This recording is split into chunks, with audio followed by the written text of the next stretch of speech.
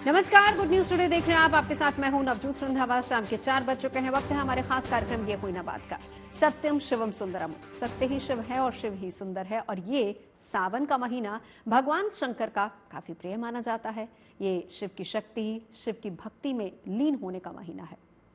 कल यानी शुक्रवार को सावन महीने का सबसे पहला पर्व शिवरात्रि है और इस दिन दूर दूर से पैदल पवित्र नदियों का जल लेकर पहुंचे कांवड़िए भगवान का जलाभिषेक करेंगे। मंदिरों में अभिषेक के बाद महादेव का भव्य दिव्य श्रृंगार होगा। लोग अपने घरों में भी शिव का ध्यान और जप तप कर सकते हैं, क्योंकि ये महादेव की कृपा पाने का विशेष दिन है। इस बार सावन की शिवरात्रि पर सर्वार्थ सिद्धि योग बन रहा है। तो आज हम शिव की शक्ति और शिव की भक्ति की महिमा को जानने की कोशिश करेंगे और साथ ही साथ शिव सावन शिवरात्रि की महिमा क्या है, इस पर भी चर्चा करेंगे। इसके अलावा कैसे करें भगवान शंकर की पूजा अर्चना, क्या है विधि विधान, ये भी आपको बताएंगे। हमारे साथ विद्वान और ज्योतिषी जुड़ेंगे। चर्चा शुरू करें उससे पहले आपको दिखाते हैं ये रिपोर्ट। तो चलिए, आज शिव की इसी महिमा पर हम चर्चा करेंगे। तमाम खास मेहमान हमारे साथ जुड़ चुके, एक बार परिचय करा देती हूँ। आचार्य चंद्रांशु जी महाराज हमारे साथ इस वक्त कथावाचक जुड़ चुके हैं। स्वामी डॉक्टर अवधेश पुरी महाराज जी हमारे साथ मौजूद हैं। हमारे साथ इस वक्त पंडित दिवाकर त्रिपाठी जी मौजूद हैं। पंडित डीपी शास्त्री भी हमारे साथ मौजूद है। आप सभी का बहुत बहुत स्वागत है। सबसे पहले शुरुआत अगर हम दिवाकर त्रिपाठी जी आप ही से करना चाहेंगे कि शिव साधना मायने क्या है और कैसे एक व्यक्ति के जीवन में ये स्थिरता लाती है। जी नमस्कार, और सभी विद्वजनों को नमस्कार, आपको भी शुभ नमस्कार।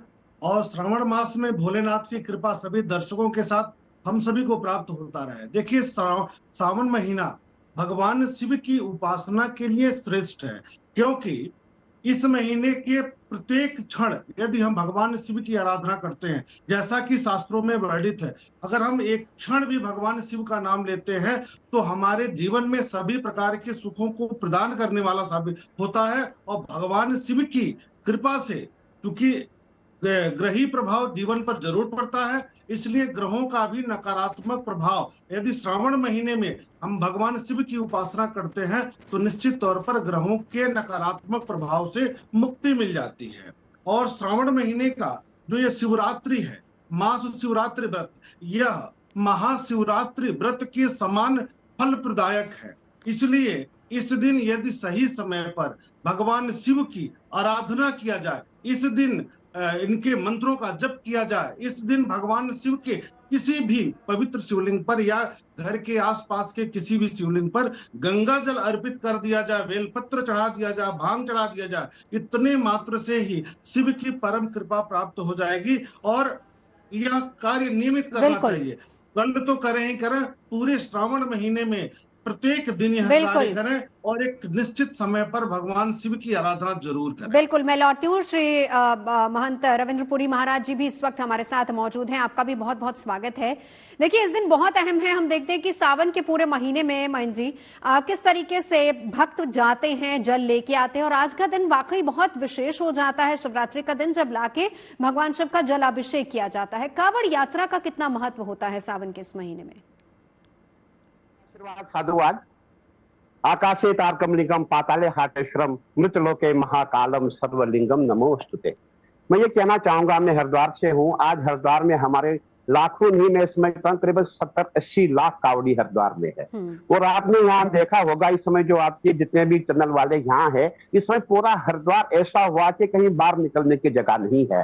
और इस समय आप देखेंगे पूरी जितनी भी कावड़ी है सब जो है आजकल हमारी डाक कावड़ शुरू हुई है। तो जितने भी भोले हैं, कोई भोले चल के आया है, कोई डाक कावड़ में आया, कोई लेट के आया, कोई नमन करके आया, कोई माता पिता को श्रवण कुमार की तरह एक साइड में माँ है, एक साइड में उनके पिता है। जो हमारी प्राचीन परंपरा है, जो हमारी प्राचीन पद्धति है, वो आज देखने को मिलती है। आज ऐसा लग रहा है कि वाकई आज जैसे सतयुग हो, क्योंकि आजकल हमने देखा कि जितने भी, जैसे हमारा राम मंदिर है, हमारे जितने 12 ज्योतिर्लिंग है, जितने भी हमारे बड़े बड़े मंदिर है, शिवालय है, सभी की जो सभी के उसमें से उन्होंने जो है अपना जो झांकी बनाई है, वो झांकियां यहाँ आ रही है। ये भी आपने देखा होगा, अभी समय यहाँ 25-25 करोड़ के डीजे भी आए हुए हैं, तो किस्म किस्म के लोग आए हैं, बहुत ही श्रद्धालु। और हरिद्वार के जितने भी लोग हैं, हम जितने सनातनी हैं, आजकल पूरा हरिद्वार जो है उनकी सेवा के लिए तैयार रहता है, क्योंकि न जाने किस रूप में भगवान बिल्कुल है, अलग न अलग जाने- रंग नजर आ रहे हैं। एक बार लौटूंगी आपके पास, स्वामी डॉक्टर अवधेशपुरी महाराज जी भी हमारे साथ मौजूद हैं। अवधेशपुरी जी,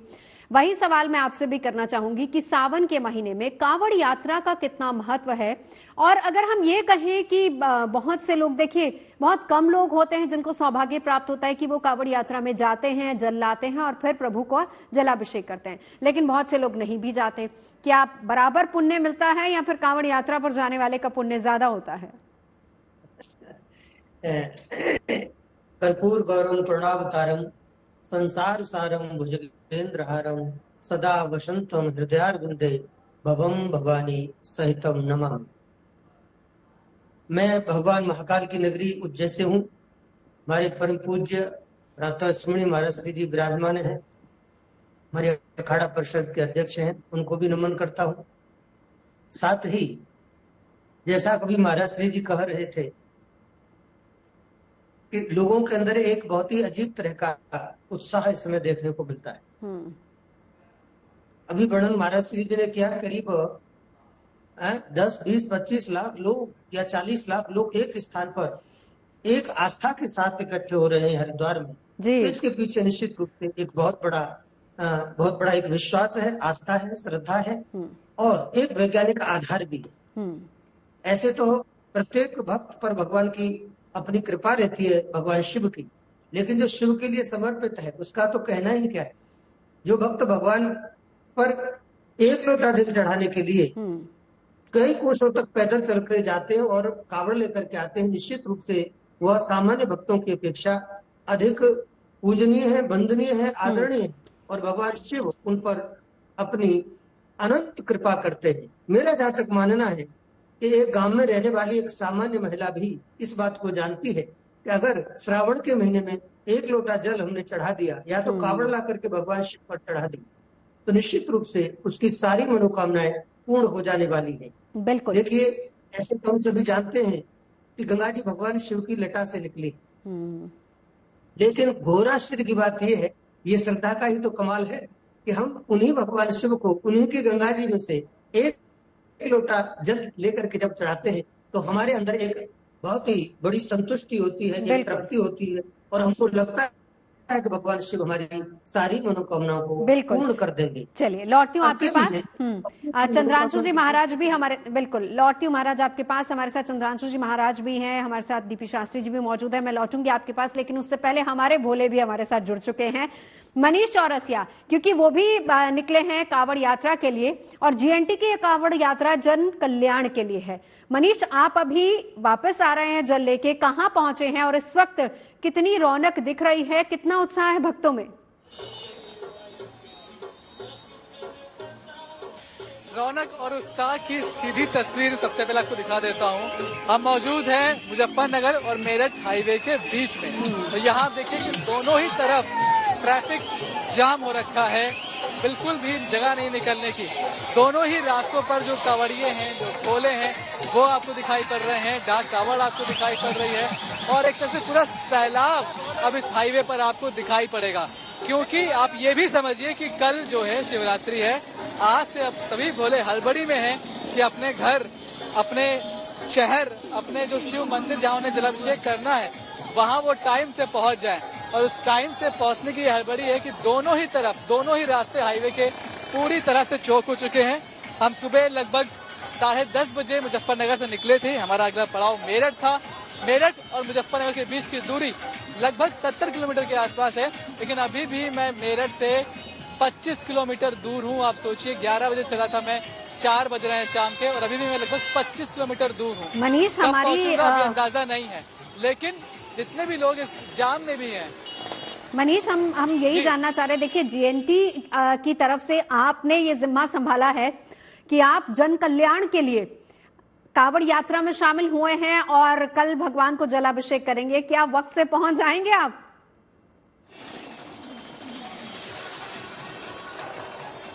आप जानती हैं यहाँ जितनी भी डाक कावड़ निकलती हैं, जो ट्रक वाले जिसमें डीजे लगे होते हैं, उन सब में वो किस दिन चले हैं वो तारीख लिखी होती है, लेकिन कब पहुंचेंगे उसके आगे लिखा होता है भोले की मर्जी तक। अब मेरी भी वही इच्छा है कि जब भोलेनाथ चाहेंगे तो पहुंच जाऊंगा, उनकी मर्जी होगी तो मैं कांवड़ लेकर गाजियाबाद बुद्धेश्वरनाथ मंदिर वक्त से पहुंच जाऊंगा, उनकी मर्जी होगी तो मैं लेट पहुंचूंगा। तो इसमें भी मैं कहता हूँ कि भोले की मर्जी तक। तो फिलहाल जाम ऐसा है कि हमें लगा, देखिए ये कांवड़ इसमें जा रहा है कि हरिद्वार से चले हैं 27 जुलाई प्रस्थान की, कब पहुंचेंगे भोले की मर्जी, नहीं पता टाइम। तो यही स्थिति फिलहाल है, भोले की मर्जी। उम्मीद हम कर रहे हैं कि हम आज हमारा पड़ाव मेरठ में ही है, मेरठ से हम लगभग अभी 15 किलोमीटर दूर हैं और शायद अगले 1.5-2 घंटे में हम पहुंच जाएंगे। उसके बाद कल सुबह की यात्रा शुरू होगी बुद्धेश्वर नाथ के लिए। लेकिन तस्वीरें मैं आपको दिखाऊं तो देखिए आप, जितने भी कांवड़िए हैं, जाम बहुत लंबा है, बहुत लंबे वक्त से, लेकिन किसी के भी चेहरे पर आपको एक शिकन दिखाई नहीं पड़ेगी। सब भोले की फौज कर रही है मौज, किसी को कोई दिक्कत नहीं है। कुछ कांवड़ियों से हम बात भी करने की कोशिश करते हैं, हालांकि ट्रैफिक इतना ज्यादा है कि हम किसी को रोकेंगे तो शायद पीछे का पूरा ट्रैफिक ही रुक जाएगा। लेकिन जो पैदल कांवड़िए आ रहे हैं उनसे हम जरूर बात करेंगे कि आखिर अब वो घर पहुंचने वाले हैं, अपने शहर पहुंचने वाले हैं, कितना उत्साह उनके अंदर। जल लेकर आप चले हैं जी, कल शिवरात्रि है, कल चढ़ाना है। हमारे गांव में कल 3 तारीख में 8:09 से है जल। आपके यहाँ 3 तारीख को? 3 तारीख 8:09 से जल है। तो अभी आपको पहुँचने की कोई जल्दी नहीं? आराम से जाएंगे, भोले की इच्छा है। कितनी दूर है? मैं गांव बराल का हूँ और मेरा गाँव लगभग मेरठ से 55 या 60 के लगभग बैठेगा। 55-60 मीटर का गाँव है। लेकिन ये करेंगे क्या, शिवरात्रि जो है वो 3 तारीख को है, तो फिलहाल ये कोई बिल्कुल नहीं है। मनीष तस्वीरें दिखाते रहिए, मनीष दिखाते रहिए तस्वीरें। धर्मेंद्र बोले कल शिवरात्रि है, कल पहुंच जाओगे अपने गांव? बिल्कुल आज ही पहुंचाऊंगा। आज पहुंच जाओगे? 2 घंटे के अंदर। तो नहीं हो रही है, जल्दबाजी तो नहीं हो रही है? कोई दिक्कत नहीं, भोला बाबा कहला है। ठीक बोला, बताइए। हर हर महादेव। यहाँ के संसार में बहुत अच्छी लीला रचते हैं महादेव, सारे भक्तों के कष्ट हटते हैं महादेव। ये संपूर्णता से महान सावन जो आए हैं बहुत अच्छे आए हैं। महादेव के लिए एक बार सारे बोले महादेव, हर हर महादेव। जो लीला ट्रैफिक परेशान कर रहा है क्या, या टाइम से घर पहुँच जाए? हाँ, परेशान तो थोड़ा कर ही रहा है। और देखिए ये नन्हे भोले भी हमारे साथ में, देखिए ये बहुत छोटे से बच्चे हैं। अरे ये क्या पहन रखा तुमने? आपके पास कितनी बड़ी है ये? 8 साल का है। 8 साल का है लड़का। कहाँ से पैदल लेके आ रहे हो? हरिद्वार से।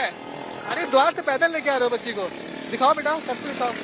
अरे वाह, कोई दिक्कत तो नहीं रास्ते में? छोटे बोले, मजा आया? मजा आ रहा है? चलो ठीक है। कहाँ जाना है बोले? प्रताप मेरठ। तो इतना जाम है, टाइम से पहुँच जाओ। हाँ, टाइम से शिवरात्रि है, टाइम से पहुंचेंगे। हाँ, चलिए मनीष मन्नत मांगी है तस्वीरें बच्चे को दिखाते साथ। जाइए। बस तो डबल हो गई। कोई नहीं कन्या बच्चा। देखिए ये जिद करी बच्चे ने। भोले की शक्ति है और ये शिव की शक्ति है जो इनको भी ताकत देती है। किस तरीके से प्रभु का नाम लेते लेते ये लोग अपने गंतव्य स्थल पर पहुंच जाएंगे।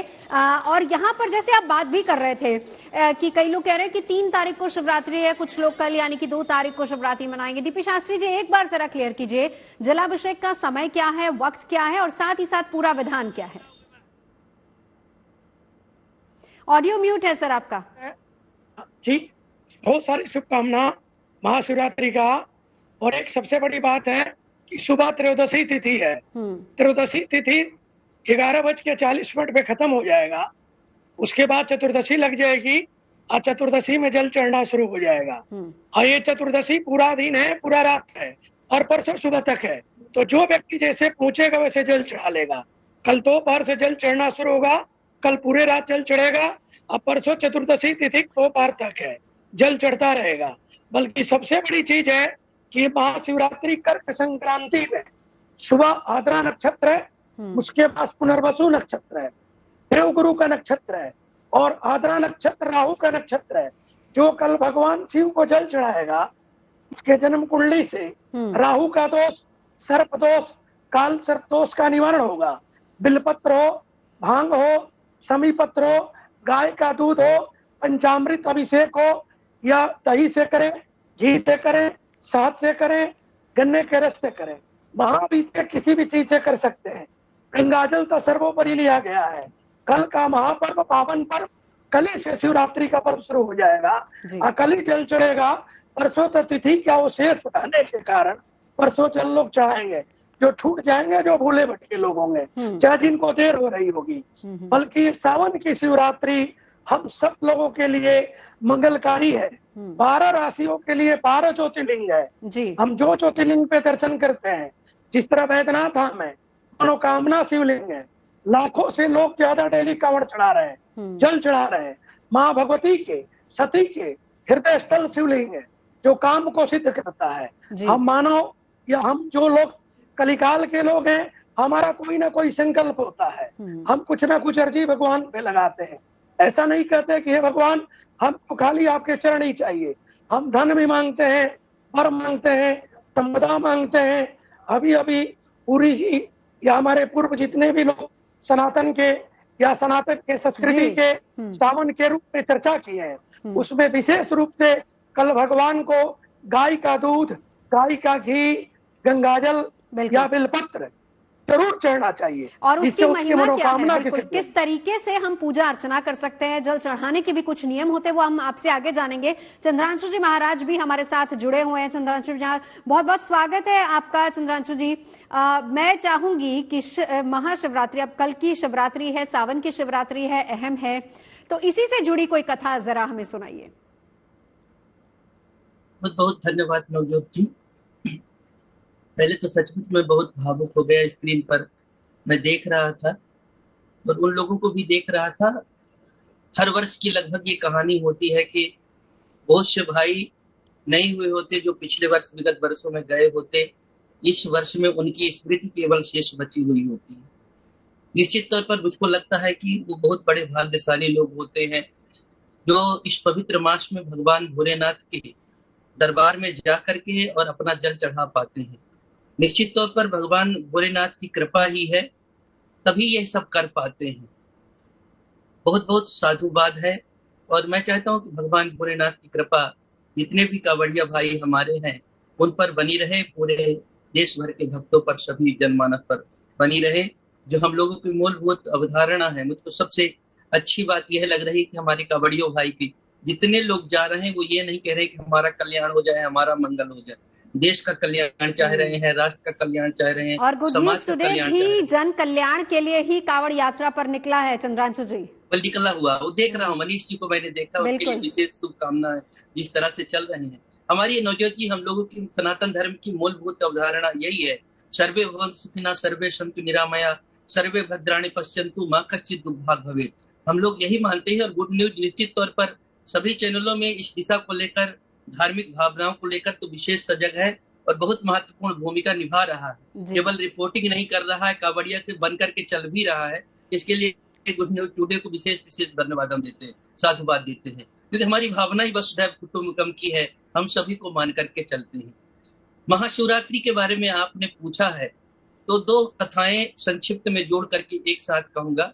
सबसे पहले, बहुत से लोग किसी परिस्थिति बसात या समय बसात नहीं जा पाते होंगे, उनके लिए भी जो दर्शक देख रहे हैं एक संदेश। हम अयोध्या धाम से हैं, राम जन्मभूमि से हैं। हमारे यहाँ पे सरजू तट पर नागेश्वर नाथ भगवान विराजमान है, दूसरी तरफ क्षीरेश्वर नाथ भगवान विराजमान है और लाखों लाखों की संख्या में यहाँ पर कांवड़िया शिव भक्त डटे हुए हैं। हम लोग जैसे ही आश्रम से बाहर निकलते हैं, चारों तरफ पूरा एक जय शिव, हर हर महादेव, बम भोले का नारा एकदम छाया हुआ है। अद्भुत दृश्य उपस्थित है। तो सचमुच इस दृश्य को देख करके लगता है कि हम लोग बहुत परम भाग्यशाली लोग हैं, ऐसे महान शिव भक्तों का हम लोग दर्शन कर पा रहे हैं। शिव भक्ति में हम एक बात जरूर जोड़ना चाहते हैं सभी दर्शकों के लिए, एक कथा सबको याद रखनी चाहिए।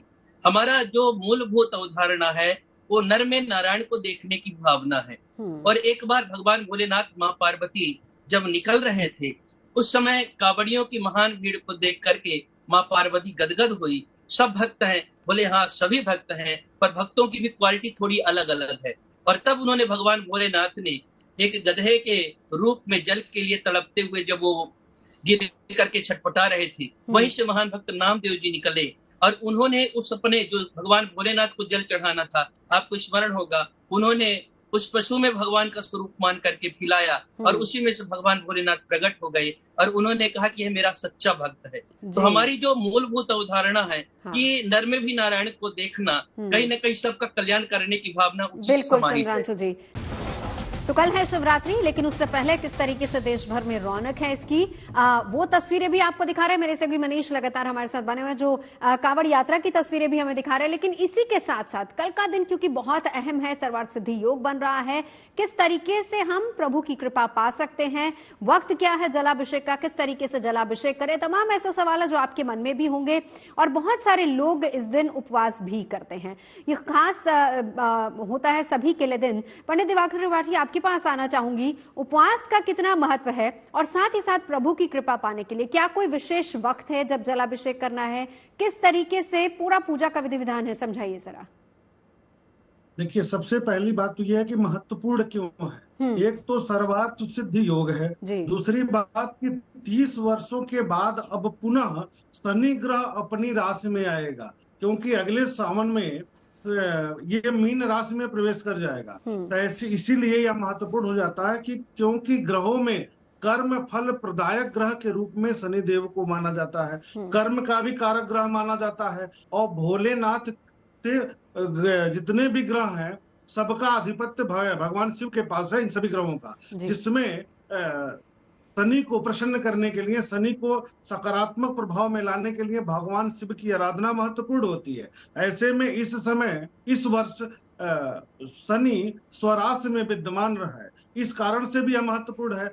दूसरी बात यह है कि बृहस्पति और मंगल की स्थिति बहुत मजबूत है, और 12 बजे के बाद, दोपहर के बाद पुनर्वसु नक्षत्र आरंभ होगा, जो देवगुरु बृहस्पति का नक्षत्र है। इस कारण से इस वर्ष शुभ मुहूर्त में यदि हम जलाभिषेक करते हैं तो उसका बहुत ही सुंदर लाभ प्राप्त होता है, अक्षय पुण्य की प्राप्ति होती है।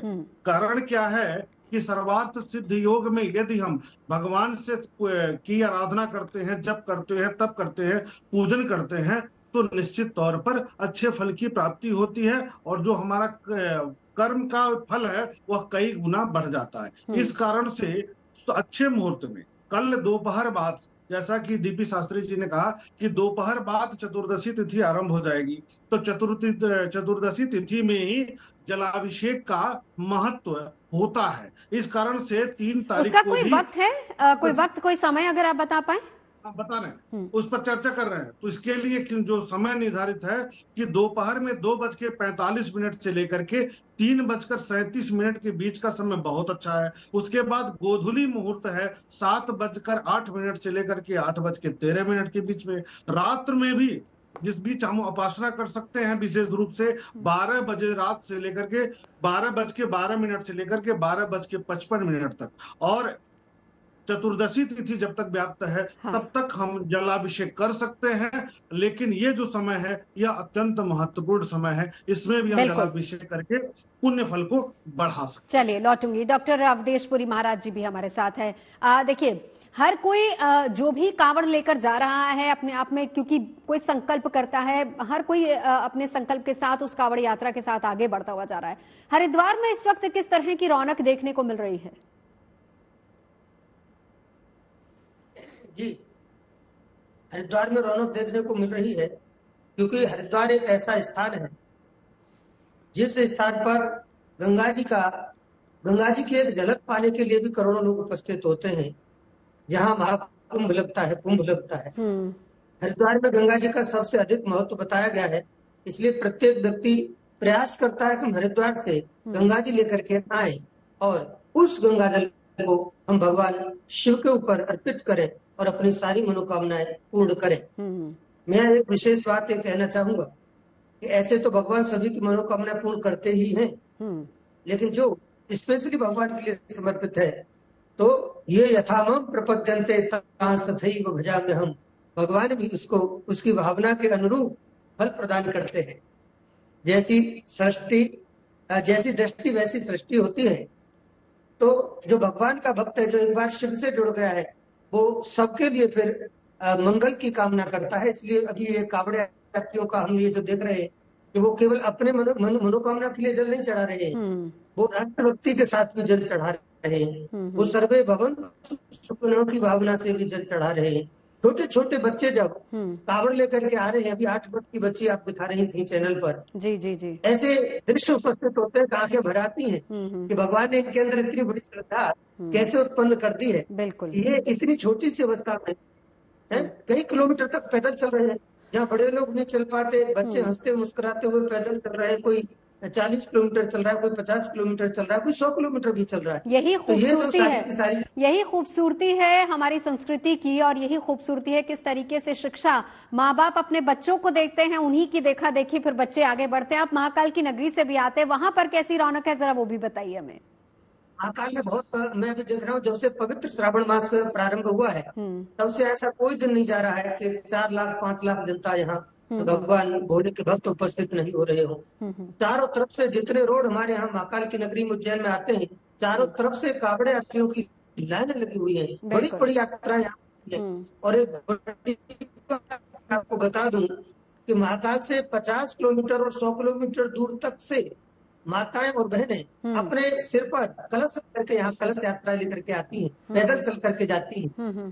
तो वो माताएं भगवान शिव पर अपना एक लोटा जल चढ़ाना चाहती हैं। यहाँ तो पैदल माताएं ऐसे भी अपने अपने गांव से भी आती हैं। हाँ। और जो लोग दूर दूर से पवित्र नदियों से जल लेकर के आते हैं वो तो है ही जी। लेकिन मुझे बहुत अच्छा लगता है कि हमारे यहाँ भगवान महाकाल के मंदिर में व्यवस्था बहुत सुंदर है, बहुत अच्छी है। बिल्कुल, जो भी श्रद्धालु यहाँ आते हैं बड़ी सुविधा पूर्वक भगवान का दर्शन करके जाते हैं, जल चढ़ा करके जाते हैं। चलिए, तो बहुत अहम है कल का दिन। डीपी शास्त्री जी आपके पास आते हुए, बहुत अहम है कल का दिन। देखिए किस तरीके से हम मनोकामना पूर्ति के लिए प्रभु को प्रसन्न करें, वो भी जरा बताइएगा। और आपने कहा कि हर राशि के लिए बहुत ही अच्छा है, तो किन किन के लिए अच्छा है, क्या करना है, जरा वो भी संक्षेप में बताइए हमें। है देवताओं के वरदान देने के लिए इन्होंने विष पान किया, इसीलिए संसार का विष, व्यक्ति का विष, राष्ट्र का विष भगवान शिव ही पी सकते और कोई नहीं पी सकते। एकानंद चतुरानंद पंचानंद राजे, भगवान को एकानंद में ही पूजन करते हैं।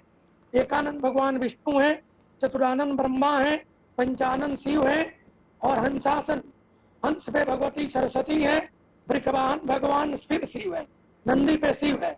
इनका आरती हम जो करते हैं, आरती में सब कुछ समाया हुआ है, एकांत से लेकर के और वृषवाहन। शास्त्री जी कुछ ऑडियो दिक्कत है, मैं लौटती हूँ जरा आपके पास, लेकिन उससे पहले आपके पास लौटती हूँ, लेकिन उससे पहले रविंद्रपुरी जी भी हमारे साथ है। रविंद्रपुरी जी, प्रभु से कहा जाता है कि हम अगर कुछ नहीं भी मांगते, सच्चे मन से अगर आराधना कर ली जाए तो प्रभु बिना मांगे सब कुछ दे देते हैं, और शिवरात्रि का दिन तो वैसे ही बहुत बड़ा दिन है। नवजोत जी, मैं आपको ये कहना चाहूंगा, हमारे यहाँ एक मान्यता है, जो हरिद्वार है, हमारा उत्तराखंड है, ये माना गया है सावन के महीने में हरिद्वार में भगवान शंकर माता जी सहित यहाँ निवास करते हैं। क्योंकि ये जो हरिद्वार है, ये भगवान का ससुराल भी माना गया, भगवान भोलेनाथ का ससुराल भी माना गया है। इसीलिए जितने हम हरिद्वार वासी है, जितने भी यहाँ के रहने वाले, जितना उत्तराखंड का वासी है, सभी भगवान शंकर को पूजते हैं। उनके घर में जो भी, किसी घर में 2 रोटी है, वो भी जाकर के सेवा में लगा हुआ। अगर आप हरिद्वार में देखें, अभी आपको मैं परसों की बात बताऊंगा, हमारे माननीय मुख्यमंत्री जी ने स्वयं हरिद्वार में आकर के हमारे जितने कावड़ी थे उनके पांव धुए, उनका पूजन किया, उनके फूलों की वर्षा हुई। हमारा पूरा उत्तराखंड के जितने भी मुख्यमंत्री जी से लेकर के एक छोटे व्यक्ति तक, मतलब ये कहना चाहूंगा अंतिम व्यक्ति तक जितने भी हम लोग हैं, हम सब भगवान शंकर की उपासना में लगे हैं, क्योंकि भगवान शंकर का आवास हरिद्वार में है। आपने मुझे कहा कि भगवान शंकर तो सबका कल्याण करते हैं, परंतु हमें श्रद्धा होनी चाहिए, हमें विश्वास होना चाहिए। जितने कावड़ी भाई आए हैं, इनके अंदर श्रद्धा है, इनके अंदर विश्वास है, तो स्वतः ही भगवान इन पे प्रसन्न रहेंगे और इनकी जो मनोकामना है वो पूर्ण हो जाएगी। बिल्कुल, सीधा हमारे साथ चंद्रांशु जी महाराज भी मौजूद है। चंद्रांशु जी, कथा जो आपकी एक रह गई थी, चाहूंगी कि वो भी सुनाइए हमें।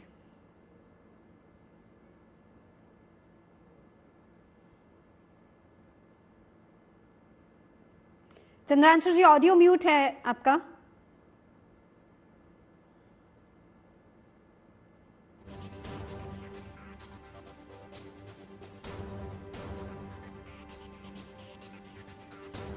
चंद्रांशु जी, आवाज नहीं सुन पा रहे हम आपकी। शास्त्री जी, लौट रही हूं आपके पास।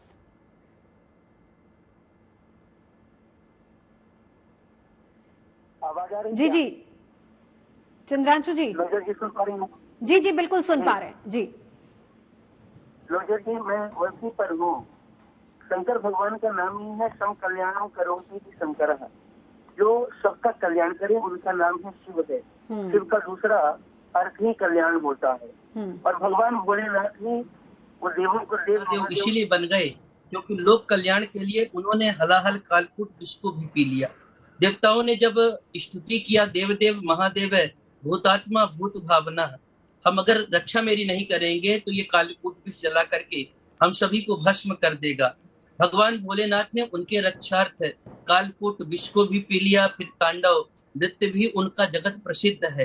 तो निश्चित तौर पर कहते हैं कि भगवान भोलेनाथ जैसा दूसरा कोई नहीं है, इसीलिए वो शायद देवों के देव महादेव है। कल शिवरात्रि का महापर्व है और लाखों लाख शिव भक्त कहीं न कहीं मस्ती कर रहे हैं, भगवान भोलेनाथ का उत्सव मना रहे हैं लगातार। तो सिर्फ हमको इतना ही कहना है, जो कथा मेरी अधूरी रह गई थी वह इतना ही है कि भगवान भोलेनाथ आशुतोष हैं, शीघ्र प्रसन्न होते हैं। पत्रम पुष्पम फलम तोयम यो में भक्त प्रेक्षति, पत्र पुष्प फूल अक्षत कुछ भी चढ़ाए, श्रद्धा पूर्वक चढ़ाए, उससे तो प्रसन्न होते ही हैं। पर एक कथा वह भी लोक में प्रसिद्ध है कि एक भक्त ने हजारों वर्ष तक भगवान भोलेनाथ की तपस्या किया और जब सामने भगवान भोलेनाथ नंदी पर सवार होकर के आए तो भक्त से भगवान भोलेनाथ ने कहा परम ब्रूहि वरदान मांग लो। वो तो बेचारा हंसने लगा, कहा कि मेरी तो हजारों वर्ष की तपस्या ही बेकार हो गई, हम तो सोचे थे आप आएंगे और कुछ अच्छा मांगेंगे। एक तो आप हिमालय में रहते हैं, वहां वैसे ठंडक है, फिर दूसरा बगल में हिमालय राज की पुत्री पार्वती बैठती हैं, वो भी बड़ी ठंडी है। आपके मस्तक पर गंगा जल प्रवाहित होती है, गंगा नदी विराजमान है, वो भी ठंडी है। चंद्रमा मस्तक पर विराजमान है, वो भी ठंडा है। और आपके पास पहनने के लिए ठीक से कपड़े भी नहीं है, इसलिए अब हम कुछ नहीं मांग पाएंगे।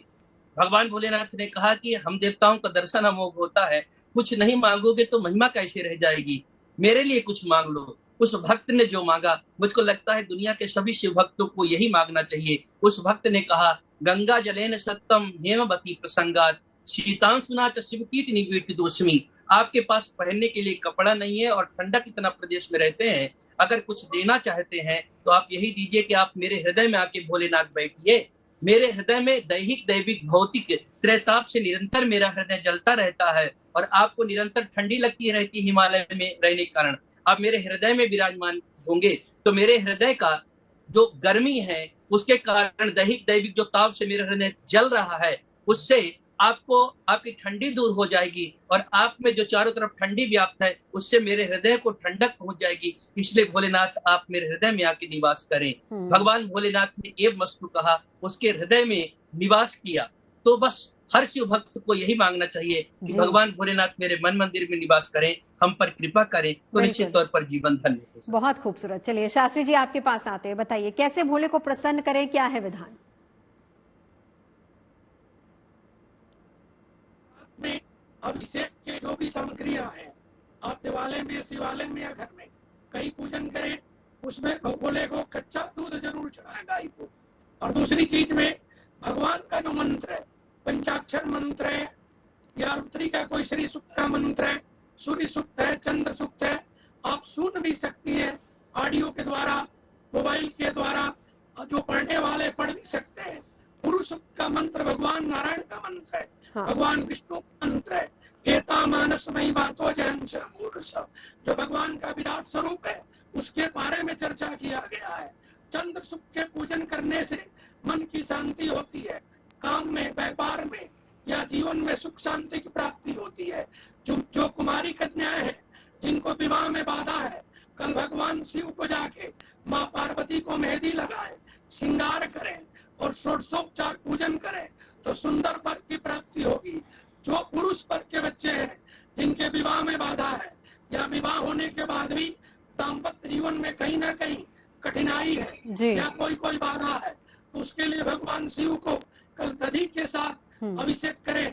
दही उसके जीवन में एक अखंडता का कारक बनेगा, जिससे विकार की सिद्धि होगी। और भगवान को साथ चढ़ाने से जीवन में मधुरता आती है, तो मधु से भी भगवान शिव को स्नान कराएं, जिससे उनके जीवन में समरसता की प्राप्ति। बिल्कुल, लौटती हूँ आपके पास। बिल्कुल, पंडित दिवाकर त्रिपाठी भी हमारे साथ मौजूद हैं। साथ ही साथ दिवाकर जी हमें ये भी बताइए किन किन मंत्रों का उच्चारण करना चाहिए और वो लोग जो कांवड़ यात्रा में शामिल नहीं हुए हैं, या फिर वो लोग जो घर ही पे हैं, वो किस तरीके से घर रहकर भी प्रभु की कृपा पा सकते हैं? देखिए, सबसे महत्वपूर्ण बात है भगवान शिव की आराधना में कि जहां रावण अपने 10 शीश काट कर उसके रक्त से अभिषेक करके आशीर्वाद प्राप्त करता है, वहीं एक बहेलिया, एक चारवाहा मात्र बेलपत्र चढ़ा करके भगवान शिव की कृपा को प्राप्त कर लेता है। एक धनहीन व्यक्ति भगवान शिव की कृपा प्राप्त कर लेता है, तो भगवान शिव की कृपा प्राप्ति के लिए कोई मानक नहीं है।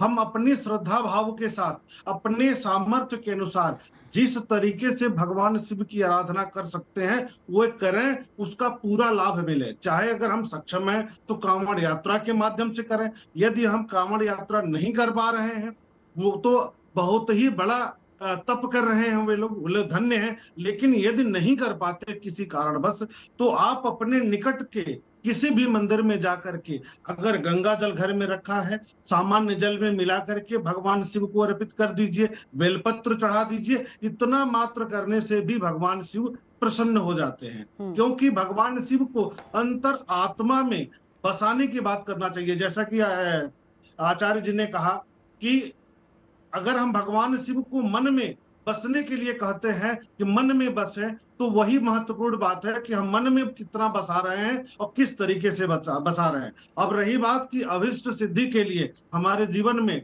बहुत अभिलाषाएं होती हैं, नौकरी से लेकर के, विवाह से लेकर, संतान से लेकर के, दुख दरिद्रता से लेकर के अलग अलग अभिलाषाएं होती हैं। इसके लिए हमें भगवान शिव की आराधना किस प्रकार करनी चाहिए, यह भी एक बहुत महत्वपूर्ण बात है। इसके लिए जैसे जीवन में धन की कमी है, तो श्रावण महीने में विशेष करके जो कल का जो मुहूर्त है, उसमें यदि हम शहद से अथवा मीठे पदार्थ से, शहद से यदि अभिषेक करते हैं, जलाभिषेक करते हैं जल में मिला करके, तो लक्ष्मी जी की प्राप्ति होती है। बेलपत्र ही श्रद्धा भाव के साथ यदि चढ़ाते हैं तो मन में एक सकारात्मक भाव का बोध होता है, साथ ही साथ जीवन की सकारात्मकता बढ़ती है। भगवान शिव को केला चढ़ाने से बृहस्पति ग्रह से संबंधित नकारात्मकता दूर होती है और विवाह संबंधी समस्या भी समाप्त होती है। केसर चढ़ाने से भी बृहस्पति जन्य समस्या दूर होती है तथा जीवन में सकारात्मकता बढ़ती है।